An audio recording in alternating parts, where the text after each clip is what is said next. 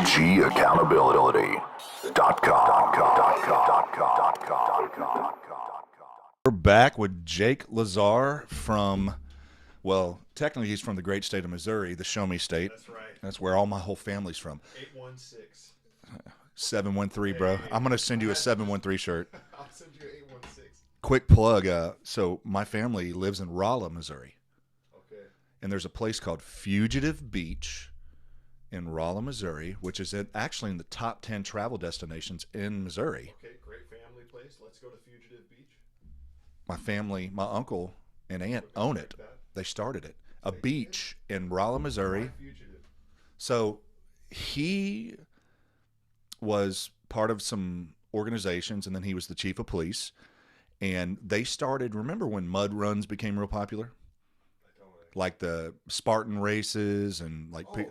So they started that, and they called it the Fugitive Run, and they built a jail, and you had to escape from the jail. And then he had real police officers that he would hire off duty, that they would come find you, and if they caught you, you were out.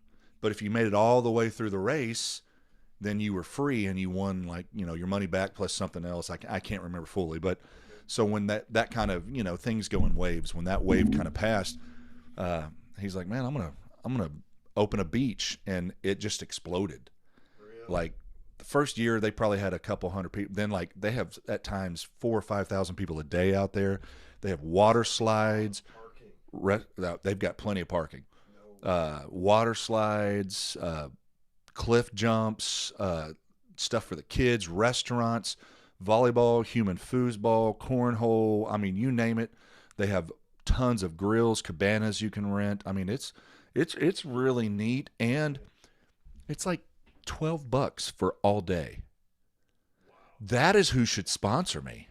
Absolutely. Come on, Fugitive Beach. Mark, at Fugitive Beach, you need to sponsor Let's roll. OG Accountability. Let's roll. And if you do, I'll give you a plug every now and then. There you go. We go every summer. My daughter loves it. So, sitting down with Jake again, which, for those who don't know, the power of editing and the start and stop, which was only 5 minutes ago that we stopped our last. I was making sure I hit record. Oh, sure.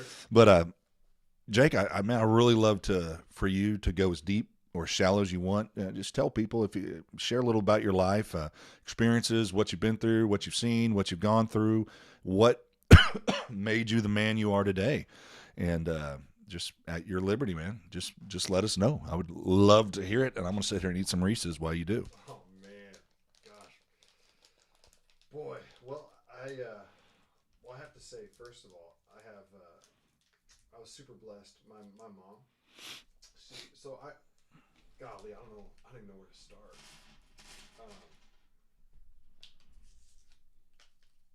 born in Kansas City, home of the land.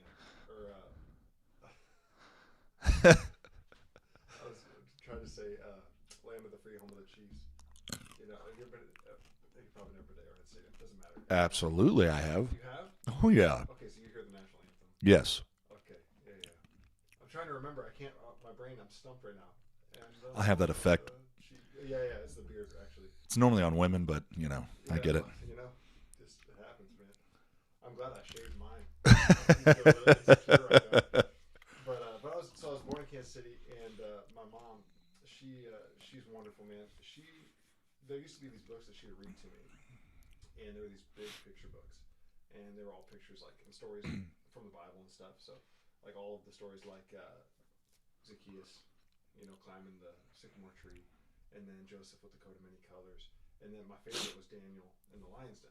It's just awesome. So as a kid, like, she got me started in what the Word of God was, and I was like seeing the pictures, and it just always was wonderful. So at 6 years old, we go to this small country church in Kansas, and I'm in the kids' church program, and they had this puppet show going. Man, that's something you don't see very often anymore. Is puppets. I know. Doesn't it sound romantic? Like this country church in Kansas. This little country church puppet show. Yeah, man, it's just powerful already. Yeah. But it was awesome. I feel it. They shared the gospel through these puppets, and I'm 6 years old, but my heart was burning. I was on fire, and my heart was on fire. And they said, if you're here and you want to give your life to Jesus, raise your hand.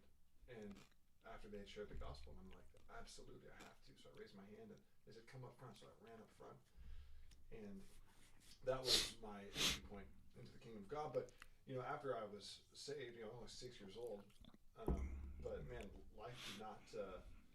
I think there's a misconception that after you become a Christian or you give your life to Christ, that everything's just going to get easy.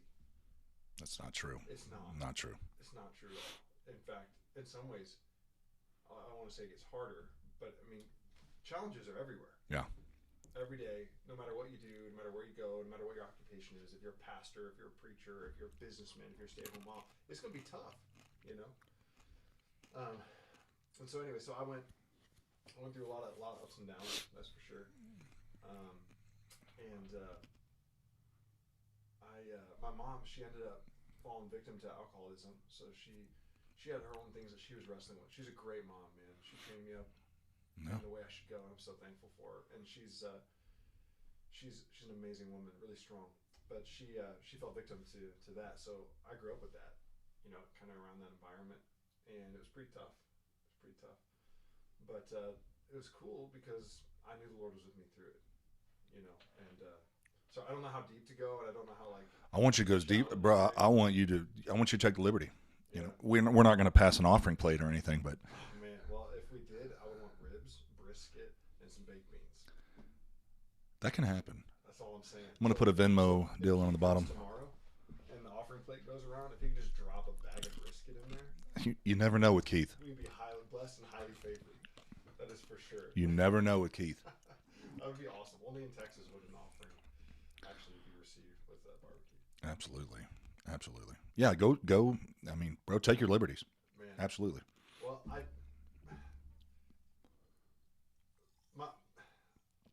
upbringing, it was everybody's got like their own story, and some people have had it better than others. Some people have had it worse than others. And I think at the end of the day, everybody experiences like pain through their own lens. Yeah. So like what you went through is extremely real to you, and Yep. it had the impact that it had on you to help cultivate who you are today, and that's true for all of us. So my story is just all of our stories are different, and so that was mine in a real nutshell. But I always loved football so much, and I love sports. I love to work out. I just love that stuff because my mom was a fitness nut, and so in fact the first day after I got saved, I was 6 years old, and I go to school on Monday, and my mom had given me this like paper like comic strip Bible thing, and it was just the coolest thing ever. Like, this is the coolest Bible I've ever seen, and I want everybody to see it. So I would walk through my halls on Monday. I walked through the halls with my Bible up, so I want everybody to see my awesome Bible. Somebody walking through the halls, checking out my Bible, this is super cool. And then at recess, I go out and I decided I was going to start a club. I'm only 6 years old, okay? Fight Club? Close.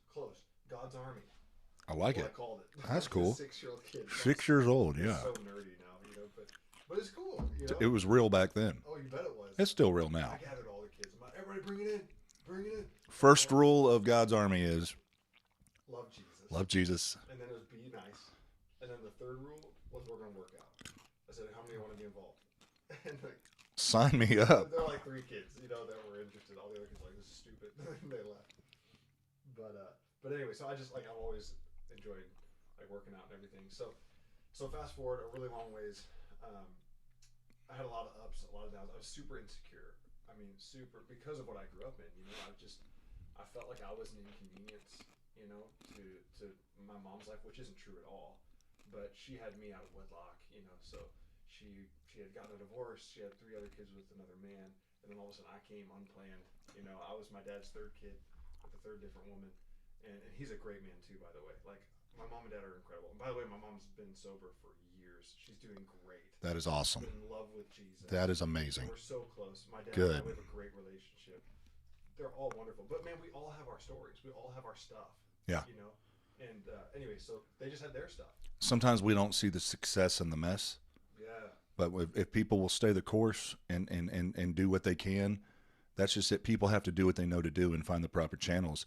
But when you get to that success part, it really it is a it's a symphony. Everything that happened that got you to where you are now, you can look back on, and it's just it wasn't a stumbling block. You are who you are now. It shaped you. Yeah, Yeah. absolutely. Yes, and it shaped me. That's for sure. And it's amazing because despite like the difficulties that my mom and dad had like in their lives, they were always so loving and they're always so encouraging and supportive. And so I was an athlete, obviously. I loved that, and football was like my main thing. I absolutely loved it. I played quarterback in high school, and my dad he worked really hard on. He wanted to see me like go get a D1 scholarship or whatever. So he really wanted that. So he became like my agent. So he started reaching out to all of these colleges, and he said, "Hey, you need to look at my son's tape." And he just was going to bat for me. It's just that's the kind of guy he is. See, when I hear that, I think of Uncle Rico trying to throw the football over the mountains, bro. I'm sorry, I can't. Wait, I'm Uncle Rico. That's awesome. That's awesome. I haven't heard that movie reference in too long. It's been a bit. But so anyway, long story short, I ended up going to a small D3 school in Wisconsin. And Okay. I got to play there. So nothing super impressive, but I was. No, that I mean, you made it past 99% where most people go. That is pretty impressive. Yeah, it's true. It's true. Yeah, I was just thankful to just have a year to do it, you know. But that year, my freshman year in college, so I should backtrack. So as I was saying, I was super insecure. I had rejection issues as deep as Lake Houston, which isn't very deep, is it? It's not a very deep Houston's lake. like 6 feet, right? Man, most places out in the middle, there's places it's only a foot deep. Okay, scratch that. Yeah. Deeper than that. Deeper Way than deep. Than that. Man, okay, did I say I was insecure? Insecure. Rejection issues. I had like a rage issue, man. Like I just get so mad. I wanted to break things, hurt people, like all of that. It was Yeah. very, very normal. I was super jealous. Like if my girlfriend looked in the direction of another guy, I was convinced that she wanted to like cheat on me and go Yeah. date that guy. Yeah. And you know, she's like looking for the bathroom. Yeah. You know? But I was, It's my dad. Calm down. Yeah. And then you feel like you're such an idiot. But I mean, literally, that was my life, man. It was really rough. And so, and it was funny because I was born again. I was born again, but I was dealing with all of that, you know, which is terrible. And not to mention all the sin issues. I mean, lust issues galore, you know, in addition to all the other things. So anyhow, I get to college. It's my freshman year, and I was like, I'm free. A little closer to the mic. Oh, excuse me. I was like, I'm free. I'm in college. This is awesome. And you're a quarterback, you know, so like. You're the big man on campus, Yeah, man. you're like, this is it. You know, I've made it. And so I did like the house party thing and the girls thing. Even though I was doing the house party thing, I remember walking in to this house party one time, and like people just like laid out in the living room. There's like haze everywhere from smoke, and we go down into this like moldy, gross basement with super loud music. Like everybody's down there. Some of the other football guys are there, and they're like, "Jake, what's up?" I'm like, and I'm trying to I'm trying to run from God. Yeah. You know, that's what I'm trying to do. Been there. But inside, it's like I knew, it wasn't me. It just wasn't me. It was incongruent. You were having a good time, but you weren't happy. Oh, not at all. Yeah. I get down there, and I'm okay. I'm standing there, and the girls that I went with, like they start dancing and everything. Girls, you took multiple girls. You were a player, bro. They took me. They came to the room and they're like, "Come on, you're coming out and going." I'm like, "I just want to play Call of Duty." Anyway, it doesn't matter. But so I go and I'm down there. The girls start dancing, and I'm like not gonna dance. And so I'm just kind of standing there, and then this girl comes up to me, completely hammered, lost. I mean, and she's super pretty. She comes up to me, and she's like getting super flirty with me. She's like, "Hey, how are you doing? You dance and all this?" Now, I'm trying to run from God, but I still have like conviction in my heart, and I know I'm not supposed to be here. From the moment I walked in the door and I saw my surroundings, I'm like, "What am I doing here?" But I get down to the basement. This girl comes up to me. she's being super flirty, and I'm like, she's trying to make a move on me, and I go, hi, I'm Jake. What's your name? And like not the environment, you know. And she looks at me, sticks her hand out, says, I'm so and so. So that's cool. So what's your major? And then she's like, yeah, and she just walks away. And immediately, it's like I kind of snapped out of it. I'm like, I'm gonna go back to the room. I'm going to play Call of Duty. I'm gonna go play some double XP points tonight. So Absolutely. I think I did bail out of there. But anyway, so that was a little bit of a detour. But I was not living for God. I was trying to run from Him, and I remember it was after one of my last practices of the year. Actually, I'm sorry. Before that, I went to my English class. Secular college is in the University of Wisconsin system, public university. I go to my English class, and my professor says, "All right, everybody, it's Friday. I'm gonna give you some homework for you to bring in on Monday." So I take out my notes. I'm like, "What do we got today?" You know, she said, "I want everybody to go and read out of the Bible, Luke 15." Wow. That doesn't happen. I said, "I don't want to read Luke 15. Yeah. I want to read my Bible. I want to go have some fun this week." Right? And she said, "Just read it, see what stands out to you, write on one piece of paper, and bring it in with you on Monday." All right, sounds good. So anyway, I go and I read Luke 15, and I'm like hustling through it. I write some stuff down. I'm a Christian, so I could fake my way through it pretty good, you know. Anyway, so I write it all down, and I go back to class, and she says, "Okay." She comes around her desk and just kind of sits up against it, you know, just very casual. She said, "Okay, so what stood out to you guys? You guys all read Luke 15? What stood out to you?" So some kids are saying stuff, they're saying stuff, and I'm like, I'm not saying nothing. And so I'm just sitting there. And she said at the end, after kids were sharing their ideas, their insights, she says, "Well, you guys want to hear what stood out to me?" Rhetorical question. She's going to say it anyway. And she says, "You know what stood out to me was that," we were talking about this today.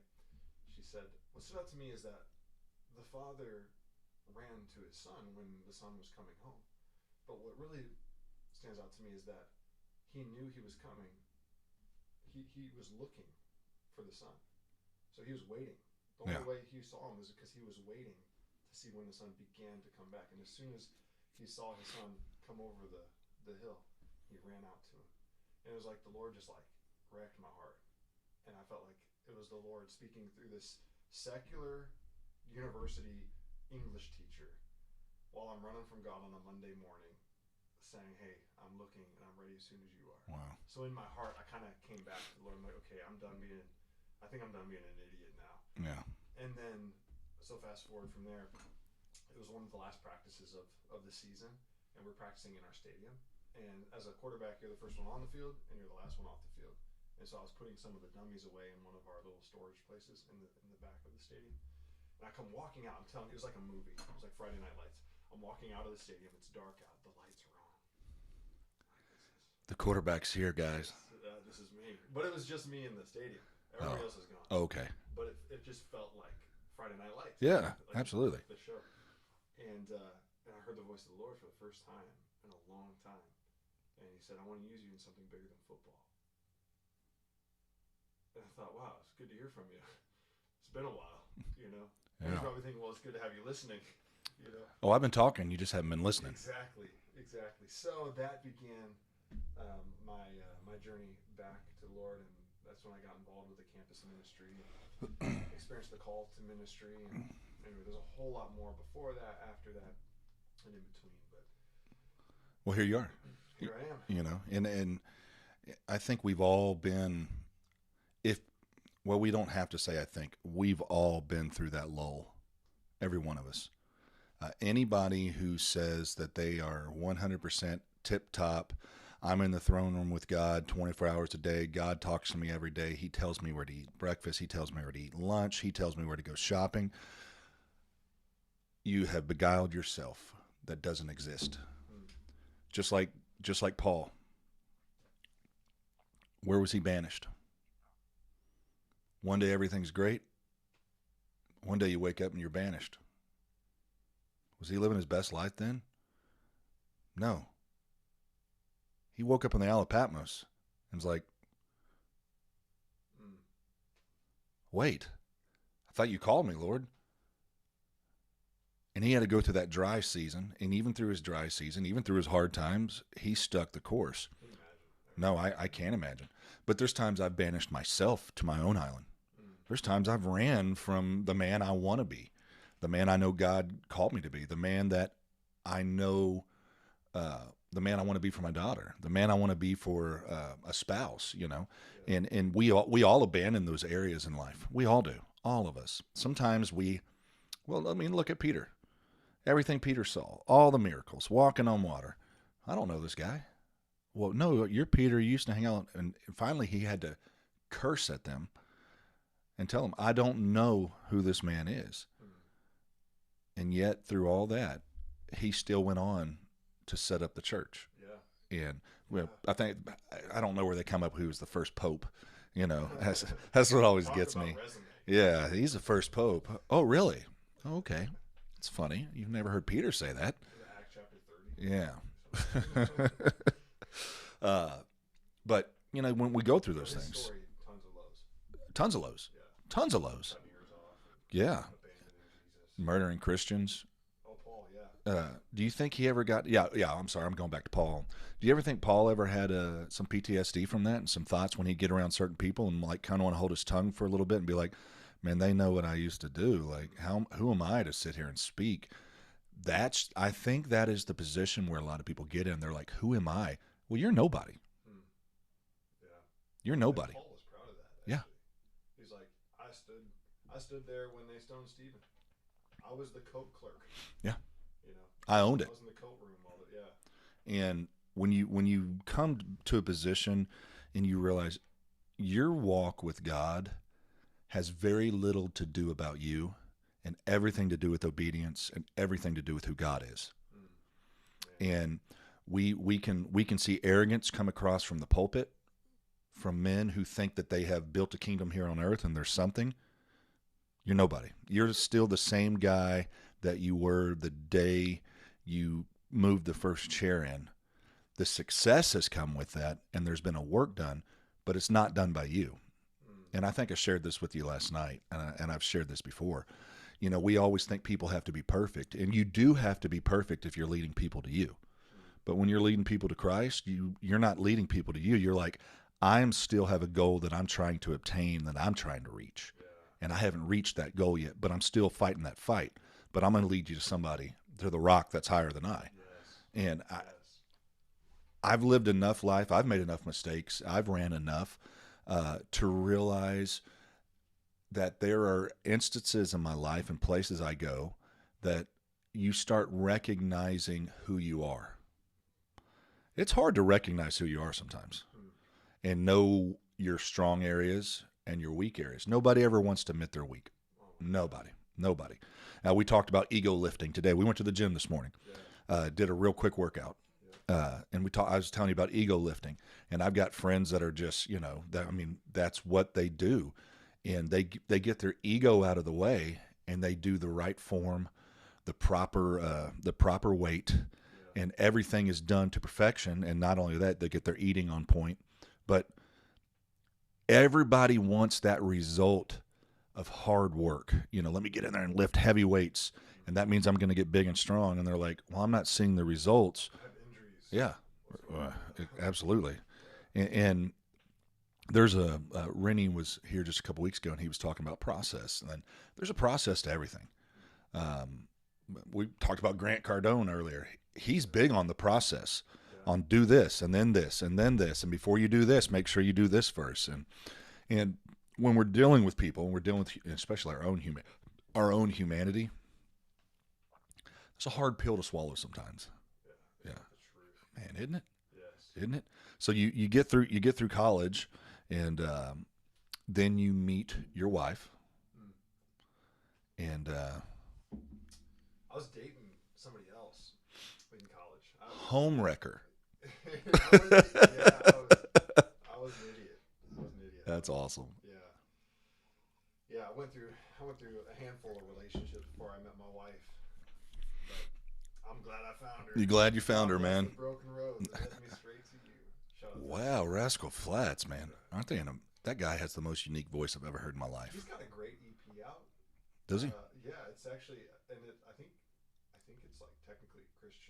Christian EP. Did he do a His- collab with Justin Bieber recently or somebody? No way. I don't know if he did a collab with somebody. I don't know. Okay. Yeah, I don't know, but he did come out with like it's like a 4-track. Okay, I'll have to look that up. Yeah, It's good. It's quick. I mean, the songs are so short, but anyway, I like his voice, I do too. and he does a good job on that album. You should check it out. He's phenomenal. Yeah. He's phenomenal. Y'all should do a duet. We should do a duet, but I don't get. I was gonna be facetious. I'm gonna shut up. I was gonna say most people don't want to do duets with me because it would be like, They're intimidated. well, exactly. I mean, I'm like I'm the songbird of my generation. Without doubt. Yeah. I can't even look you in the eye right now. I'm like the Celine Dion of the male home singers. I'm a karaoke king. There are some great artists out there, and secular and in the Christian world. And the reason I say secular and Christian, there's some songs you can listen to and close your eyes, and if you didn't know who you were listening to, you wouldn't even know who or what they're singing about, and that's even in the church realm. Yeah, that's true.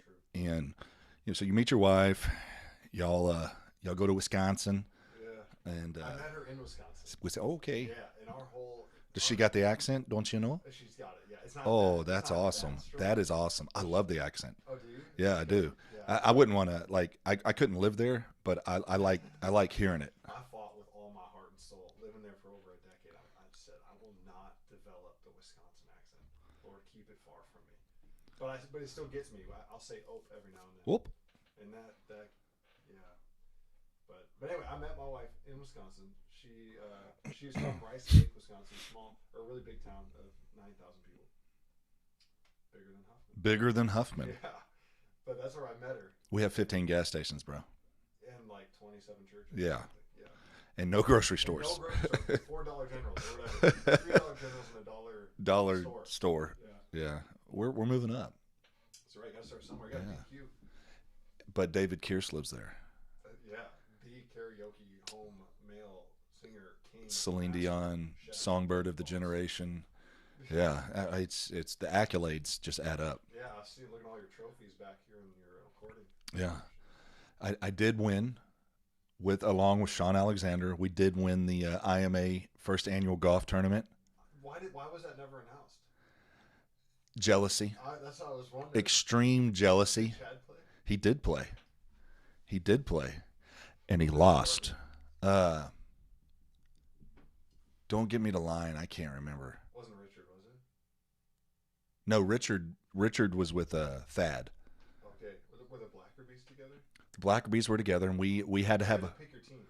yes, Okay. and we actually had to have a playoff, and we beat the Blackerbies. Okay.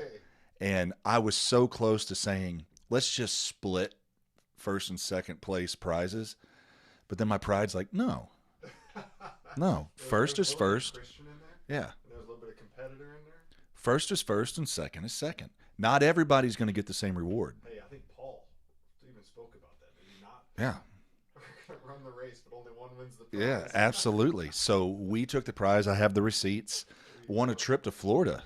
Hey. Yeah, To Orlando? to Daytona. Daytona. It's close enough. And Wait, so is that the trip that's coming up? no. We will be in Panama City, Okay. PCB or whatever they call it. Yeah, I've never been there, but I hear it has the bluest water in Florida. So that is why we're going there. Interesting. And That's awesome. I offered to take you down to Galveston, and then it hit me. I'm like, I'm not taking this guy to You're like, Galveston. you got real beaches. You've got real beaches, real sand. We have chocolate milk and clay. But we do have a Bubba Gump. And you got great barbecue. We have great barbecue. Bubba Gump sucks, bro. It's horrid. It's a chain. Yeah. Yeah. So I actually went when I would go to San Francisco to see my buddy there in Monterey to one of the first Bubba Gumps before they were a chain, Oh. and it was good. Okay, so it changed. Yeah, it changed when they franchised. Well, I think that happens most places. Okay. You just don't get it the same. Yeah, that's true. You just don't get it the same. It's true. Same in Kansas City. Yeah. You know, like you've got your Gates barbecue, which is typically that was, and I think for a lot of people it still is the spot for folks, but that's starting to change a little bit now, and Gates has begun to franchise it a little bit more and more and more and more. The same thing with Jack Sack. But anyways, yeah, the point is when you franchise, Things change. it loses its flair. I was going to say something, and they'd probably come and burn my house down, but you know, I better not. Let's take a break. We'll pop right back.